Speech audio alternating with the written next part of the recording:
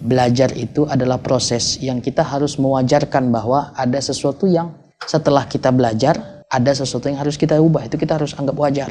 Ya, kalau ketika kita belajar, ya kan, kita dapat ilmu, kita dapat pengetahuan, kita dapat ajaran. Lalu semua ajaran di situ, ya semuanya kita timbang, semuanya kita saring. Bagaimana caranya supaya tidak ada satupun dari penyampaian itu yang tidak bertentangan dengan kebiasaan kita. Nah, dengan cara seperti itu kita tidak akan berkembang. Ya, kita hanya mendengarkan sesuatu selama dia itu sesuai dengan kebiasaan kita. Ya, kita akan terus ikuti kalau dia sesuai. Kalau dia nggak sesuai, saya nggak mau ikut. Loh, itu namanya kita bukan belajar.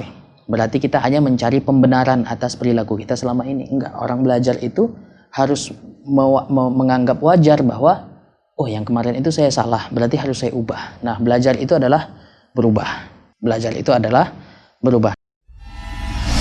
STA TV, Media Syiar Islam.